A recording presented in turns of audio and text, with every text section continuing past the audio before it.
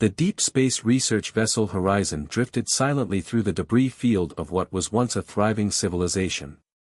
Dr. Cassandra Hayes pressed her hand against the observation deck's window, watching fragments of ancient structures tumble past. After 15 years of searching, she'd finally found it, the lost world of the Aurorans. Preliminary scans complete, Dr. Hayes, announced Zara, the ship's AI. I'm detecting unusual energy signatures from the planet's northern hemisphere. They match the theoretical patterns you predicted. Cassandra tucked a strand of silver-streaked black hair behind her ear, her dark eyes reflecting the ghostly blue light of the gas giant looming behind the dead world.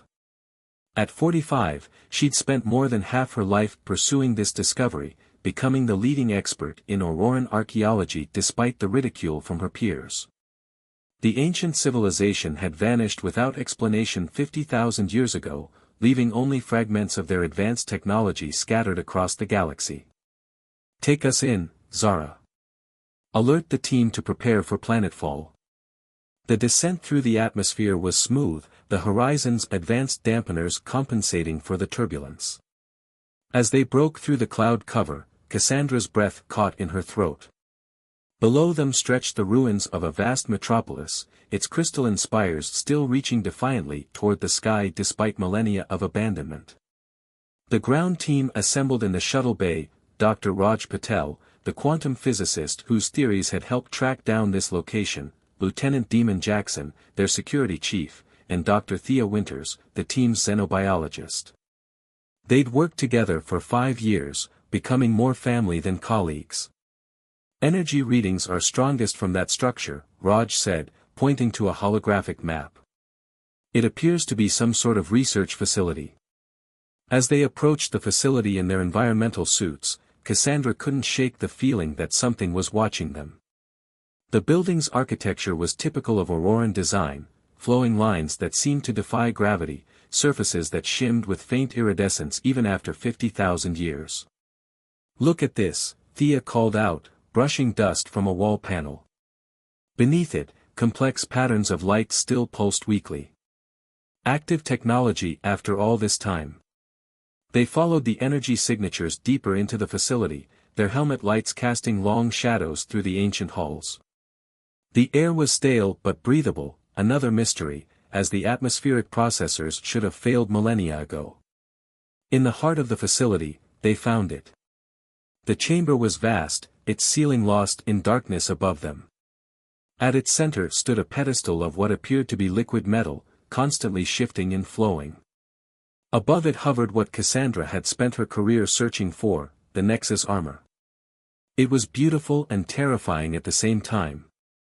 The armor seemed to be made of the same flowing metal as the pedestal, its surface rippling with patterns that hurt the eyes to look at directly. It was roughly humanoid in shape, but its design was clearly alien. Incredible, Raj whispered, running his scanners over the artifact. The energy readings, it's not just powered, it's alive. Before Cassandra could respond, their comms crackled to life with Zara's urgent voice. Dr. Hayes, we're detecting multiple ships entering the system. They match Velrothi signatures. The Velrothi, a warrior species that had been expanding aggressively through human space for the past decade. Their appearance here couldn't be coincidence. How long? Lieutenant Jackson demanded, already drawing his weapon. 20 minutes until they reach orbit. Dr. Hayes, they're deploying ground forces. Cassandra stepped closer to the armor, her heart pounding. The surface rippled more intensely as she approached, the patterns shifting faster. All her research, everything she'd learned about the Aurorans, told her this artifact was more than a weapon, it was the key to their civilization's disappearance. We need to go, Jackson insisted. Now. But Cassandra couldn't move. The armor was singing to her. Not with sound, but with something deeper, something that resonated in her bones. As she reached out toward it, the liquid metal of the pedestal began to flow upward. Dr. Hayes. Jackson shouted. Don't dash.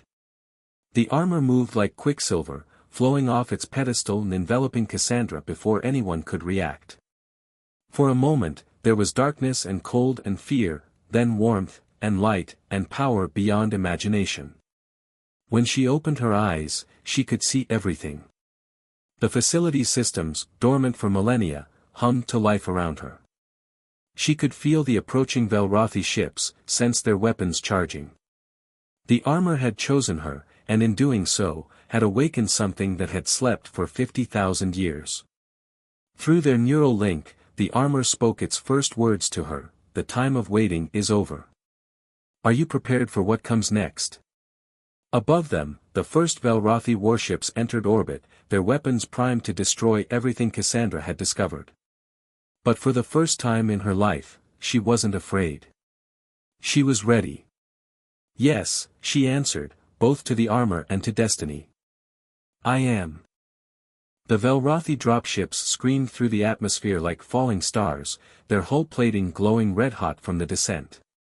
Inside the ancient facility, Cassandra watched their approach through the armor's enhanced senses, experiencing a strange calm despite the imminent danger. "You need to get out of here," she told her team, her voice resonating with an otherworldly harmonic courtesy of the armor. "The Horizon can still make it to hyperspace if you leave now." "We're not leaving you," Thea protested, but Lieutenant Jackson was already pulling her toward the exit. "Look at her," he said quietly. "She's not the one who needs protection anymore." Raj lingered a moment longer, his scanner still recording data. "The armor's quantum field is completely integrated with your nervous system. It's beautiful." "Go," Cassandra insisted. Through her link with the armor, she could feel the Velrothi ground forces deploying. Over 300 warriors, each in battle armor that would have been intimidating an hour ago. Now she saw them for what they were, primitive copies of something far greater. As her team retreated, the armor began sharing its knowledge. The Aurorans hadn't vanished, they had transcended, using technology like the armor to evolve beyond physical form. But they'd left behind guardians, waiting for species worthy of inheriting their legacy. The first Velrothi breaching charges detonated at the facility's entrance. The armor responded to Cassandra's thoughts instantly, its liquid metal surface hardening into an otherworldly alloy. She felt no fear as heavy weapons fire filled the corridors, only curiosity about what she could do. "Let's test your capabilities," she thought to the armor. The response was immediate. They moved like mercury through the facility's halls, the armor's enhanced speed making the Velrothi soldiers appear to move in slow motion. Their weapons, advanced by modern standards, might as well have been spitballs against the armor's defenses. Cassandra had never been a warrior, but the armor knew combat on a level that made warfare seem like physics, a simple application of universal principles.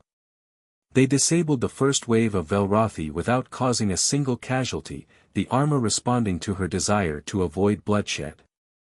"Fascinating," the armor communicated. "Previous candidates sought to destroy their enemies. You seek to preserve them." "They're not my enemies," Cassandra responded, using the armor's capabilities to trap another group of Velrothi in a containment field. "They're just doing what they think they must." The Velrothi commander, a massive figure in crimson armor, burst into the central chamber with his elite guard. "In the name of the Empire, surrender the Auroran artifact." The armor translated the Velrothi language perfectly, letting Cassandra understand their complex honor-based dialect. She stepped forward, the armor's surface rippling with patterns of light that filled the chamber. "Your Empire has been searching for Auroran technology for decades," she said, her voice carrying the same harmonic resonance. "But you don't understand what you're looking for. This isn't a weapon to be claimed, it's a key to something greater." Through their neural link, the armor showed her visions of what the Velrothi had been doing, raiding ancient ruins, destroying priceless artifacts in their quest for weapons. Their empire was dying, their resources depleted by endless expansion. They didn't want to study the Aurorans, they wanted to steal their power. The commander fired his weapon, a plasma cannon that could melt through battleship armor. Cassandra didn't even need to move. The armor absorbed the energy, redistributing it harmlessly into the quantum field around them. Impossible, the commander growled. No, Cassandra corrected him. Evolution. Above them, the Velrothi warships opened fire on the facility, their weapons designed to crack planets. The armor responded by extending its quantum field, creating a bubble of altered spacetime that rendered their attacks meaningless. But with each passing moment, Cassandra felt the armor revealing more of its true purpose. The Aurorans hadn't created it just to fight wars, they'd made it to prevent them. Through her connection to the armor, she began to understand why it had chosen her. Your species stands at a crossroads, the armor communicated. The Velrothi faced the same choice they faced 50,000 years ago. Through you, we offer a different path. The commander raised his weapon again, but this time Cassandra saw past his anger to the fear beneath it. The Velrothi weren't conquerors by nature, they'd become warriors because they thought it was the only way to survive. Your empire is dying, she said softly. But it doesn't have to end this way. Using the armor's abilities, she projected images into their minds, visions of Auroran technology repurposing dead worlds, rebuilding dying stars, creating resources from seemingly nothing. The commander's weapon lowered slowly as understanding dawned. The artifacts you've been destroying, Cassandra continued, they weren't weapons. They were tools of creation. The Aurorans didn't transcend through warfare, they evolved by learning to build rather than destroy. The armor hummed with approval, its power synchronizing even more deeply with her consciousness. This was why it had chosen her, not for her ability to fight, but for her ability to understand. But even as the Velrothi in the facility began to lower their weapons, new complications arose.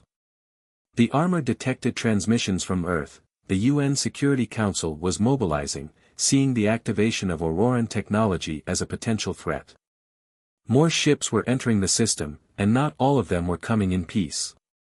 Humanity, like the Velrothi, stood at a crossroads. The armor had chosen Cassandra to be more than just its wielder, she would have to become a bridge between multiple species, each facing the same choice the Aurorans had faced millennia ago. Are you prepared for what comes next? The armor asked again.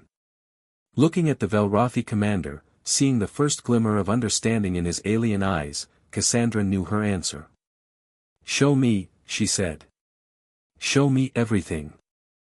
The UN Security Council chamber erupted in chaos as Cassandra's hologram materialized in its center. The armor's quantum field technology let her project herself across light years instantly, though her physical form remained in the Auroran facility. Dr. Hayes, General Victoria Rhodes addressed her, steel-gray hair framing a face hardened by decades of military service, you've created an interstellar incident. The assembled delegates watched with a mixture of awe and fear as the armor shifted and flowed around Cassandra's form. In the week since its activation, rumors had spread across human space, tales of godlike technology that could reshape reality itself. What I've done, Cassandra responded, is open a dialogue. The Velrothi are still here, but now they're helping us understand the facility's technology. Through her neural link, the armor showed her the current situation. The Velrothi commander, whose name was Kyrak, had ordered his forces to stand down. More importantly, he'd convinced his fleet to allow research teams from both species to work together. They tried to invade that system, Rhodes countered. They've been attacking our colonies for years. Because they were desperate, Cassandra explained. Their civilization is facing resource depletion on a massive scale. But the Auroran technology we're discovering could solve that crisis, not just for them, but for everyone. The armor amplified her presence, letting her project the data they'd uncovered. The chamber filled with holographic displays showing Auroran terraforming systems, energy production methods that defied known physics, and transportation technology that could reshape humanity's understanding of space travel. The armor isn't just a weapon, she continued.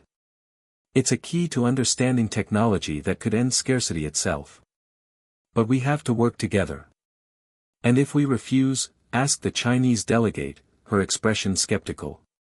The armor showed Cassandra a vision of possible futures, paths that led to destruction, and paths that led to transcendence. The Aurorans had faced the same choice, and many of their civilization's fragments across the galaxy were the remains of those who had chosen poorly. Then we repeat the cycle, she said softly. The Aurorans weren't the first to face this choice, and we won't be the last. But they left this technology behind because they believed someone would eventually make the right choice. Back in the facility, Cassandra's physical form worked alongside Raj and the Velrothi scientists. The armor let her maintain multiple awareness states simultaneously, experiencing both locations as if they were one. The quantum field modifications are holding, Raj reported, examining a section of restored Auroran technology.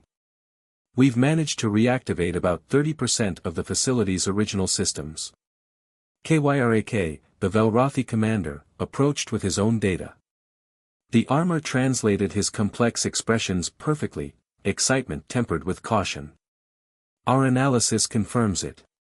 This technology, it could restore life to worlds we thought were lost forever. The armor's lessons continued constantly, teaching Cassandra more about its capabilities even as she tried to navigate the political waters. It showed her how to manipulate matter at the quantum level, how to tap into energy fields that permeated the universe, how to perceive multiple dimensions simultaneously. But with each lesson came a warning. The power at her disposal was immense, and the temptation to use it forcefully would only grow stronger. The armor showed her memories of previous civilizations that had discovered similar technology. Some had ascended to new forms of existence, while others had destroyed themselves in spectacular fashion. Dr. Hayes, General Rhodes's voice pulled her attention back to the Security Council. We're getting reports of other Auroran sites activating across known space. Some are in Velrothi territory, others in neutral zones. Everyone is scrambling to claim them.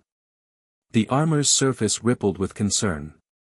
This was a crucial moment, one that would determine whether humanity and the Velrothi would rise above their instincts or succumb to them. The sites are activating because they're connected, Cassandra explained. They're part of a network, and the armor's awakening has triggered a cascade effect. But they won't yield their secrets to force.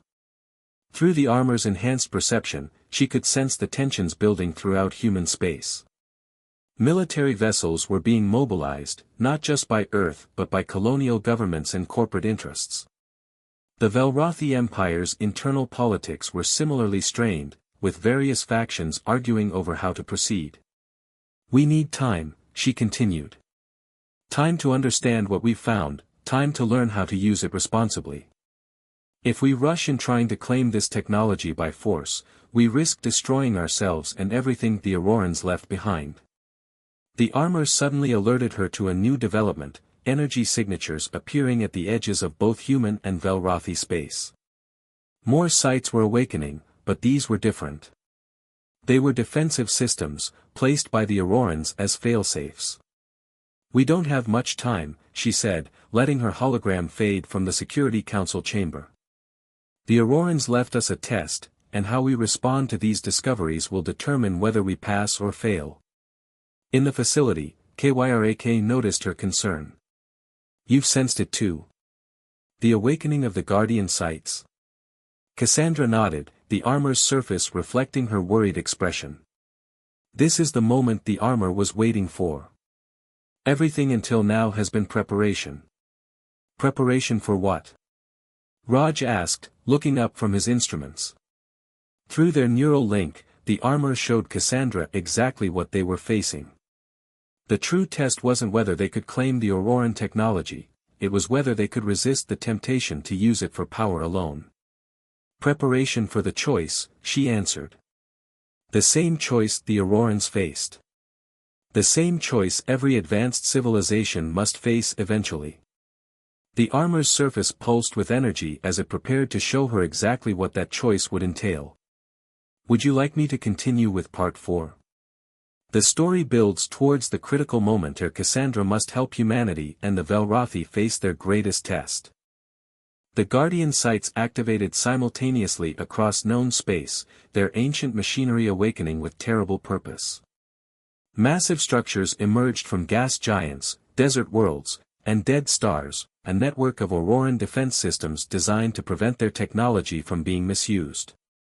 In the facility's central chamber, Cassandra watched through the armor's enhanced senses as confusion turned to panic across both human and Velrothi space. Military vessels approaching Auroran sites found themselves disabled by fields of twisted spacetime.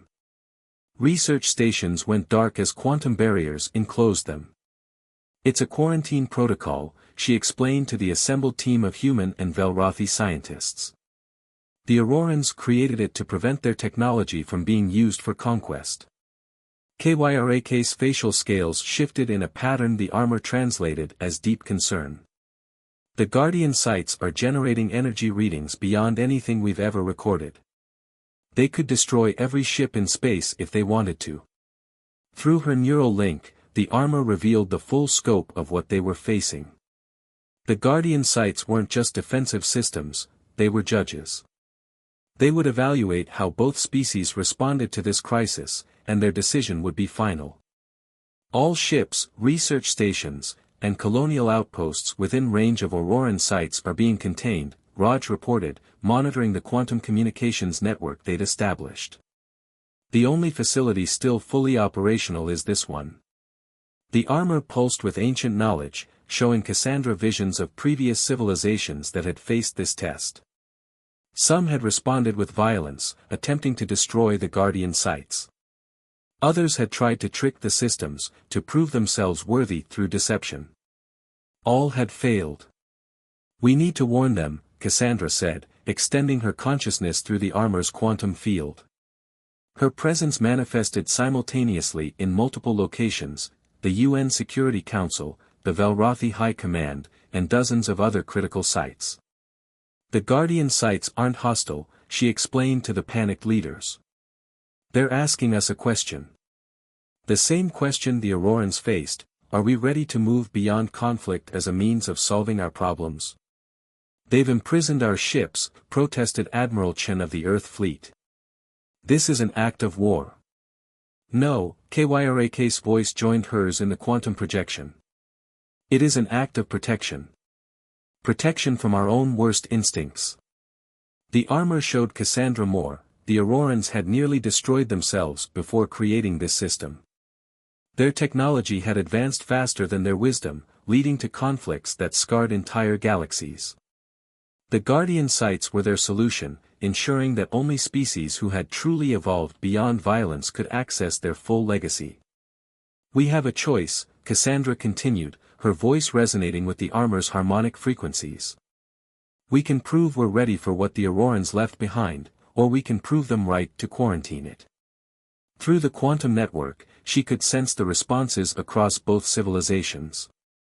Some called for immediate military action against the Guardian sites. Others argued for patience, for understanding. The balance between wisdom and fear hung by a thread. Then something unexpected happened. The armor's surface began to shift and flow more rapidly, its patterns becoming more complex. It was responding to something, a signal from the Guardian sites themselves. "They're offering us a chance," Cassandra realized, interpreting the ancient data streams. "A way to prove ourselves worthy of the Auroran legacy." The Guardian sites began generating massive quantum fields, creating a space between spaces, a neutral ground where representatives from both civilizations could meet. But there was a catch. "To enter this space," Cassandra explained, "we have to leave our weapons behind. All of them. Ships, personal arms, everything. We have to meet as equals, willing to trust in something greater than our ability to destroy each other." The armor showed her the significance of this choice. It wasn't just about proving they could survive without weapons, it was about proving they could thrive without them. The Aurorans had discovered that true power came not from the ability to take life, but from the wisdom to nurture it. "This is madness," Admiral Chen protested. "We can't just disarm ourselves." "Why not?" asked KYRAK, his voice carrying unexpected wisdom. "What have our weapons brought us except fear and scarcity? We Velrothi built an empire on military might, and now our worlds die while we fight over what remains. The armor pulsed with approval. This was the revelation it had been waiting for, the understanding that advancement without wisdom was just another path to extinction. Through their neural link, the armor showed Cassandra what would happen next. The Guardian sites would create a temporary space where the laws of physics themselves supported cooperation over conflict. Within that space, representatives from both civilizations would have to work together to unlock the final keys to the Auroran legacy. But the choice had to be unanimous. If even one major faction refused to participate, the Guardian sites would judge both species unworthy. The Auroran technology would be sealed away forever, leaving humanity and the Velrothi to face their resource crises alone. "We don't have much time," Cassandra announced to the assembled leaders. "The Guardian sites are waiting for our answer. Will we choose to evolve, or will we choose to remain trapped in cycles of conflict?" The armor's surface rippled with anticipation. Everything it had shown her, everything she had learned, had led to this moment. The true test wasn't about power or technology, it was about the courage to imagine a different way of existing. Would you like me to continue with the final part? The story concludes as both civilizations face their moment of truth, and Cassandra must help them make the right choice. The quantum space created by the Guardian sites defied conventional physics. It existed everywhere and nowhere, a realm where the normal rules of reality were suspended. As representatives from both civilizations began to arrive, those who had chosen to accept the challenge, Cassandra felt the armor's approval. They came without weapons, without shields, without the tools of war they'd relied on for so long. Human diplomats stood alongside Velrothi warriors, all equal in this strange space where conflict was physically impossible. Through the armor, Cassandra could see the quantum fields at work, intricate patterns of energy that promoted cooperation on a subatomic level. The Aurorans had created this space as a proof of concept, showing what was possible when beings chose to work together. "Welcome," she addressed the assembled representatives, the armor translating her words into perfect understanding for all present. "What you're experiencing is a glimpse of how the Aurorans learned to exist. They discovered that the universe itself rewards harmony over discord. The armor showed her how to demonstrate this principle. With a thought, she created a simulation within the quantum space, a representation of both civilizations' territories, their resources, their needs and capabilities. The patterns of energy shifted and flowed, revealing countless opportunities for cooperation that had been invisible before. "Look," she said, guiding their perception. "Your worlds don't have to compete. The technology the Aurorans left behind can transform dead planets into gardens, convert asteroid fields into energy sources that could power 1,000 civilizations. But it only works when we work together." Kyrak stepped forward, his warrior's bearing softened by understanding. "Our empire spent generations seeking power through conquest. We never imagined that true power might come from cooperation." The Guardian sites hummed with increasing energy as more representatives arrived. Even the most hardline military leaders couldn't deny what they were experiencing, a space where peace wasn't just an ideal, but a fundamental property of reality itself.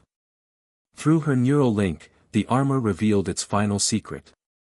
The Aurorans hadn't just transcended their physical forms, they had transcended the very concept of individual species. They had discovered that consciousness itself could evolve beyond the limitations of biology, beyond the need for conflict over resources. "The choice before us isn't just about sharing technology," Cassandra explained. "It's about choosing to become something more than what we are." The Aurorans left these tools behind because they believed others would eventually be ready to follow their path. In the quantum space, the representatives began to work together naturally, their minds freed from millennia of evolutionary programming that favored competition over cooperation. They saw solutions to problems that had seemed insurmountable before. The armor's surface rippled with satisfaction as understanding spread through the assembled beings. This was what it had been waiting for, not just the choice to cooperate, but the realization that cooperation was the natural state of advanced consciousness. The Guardian sites are responding, Raj announced, monitoring the quantum fields. They're opening themselves to us. Across known space, the Auroran facilities began to power up fully.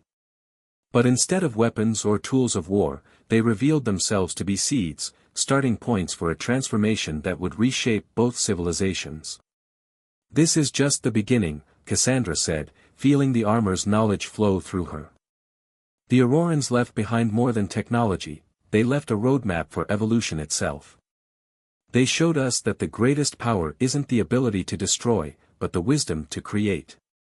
The quantum space filled with light as the Guardian sites transmitted their full database, the complete legacy of Auroran civilization. But it wasn't just information about technology. It was a guide to transcending the very limitations that had kept their species bound to conflict. Humanity and the Velrathi had faced their test, and they had passed. Not through strength or cunning or force of arms, but through the simple courage to imagine a different way of being. The armor's surface stilled for the first time since it had chosen Cassandra, its purpose fulfilled. It had served as a bridge, helping two young species take their first steps toward a transformation that would echo across galaxies. What happens now? Someone asked. Cassandra smiled, feeling the infinite possibilities unfold before them. Now we begin. Not as humans, not as Velrathi, but as inheritors of a legacy that spans millions of years.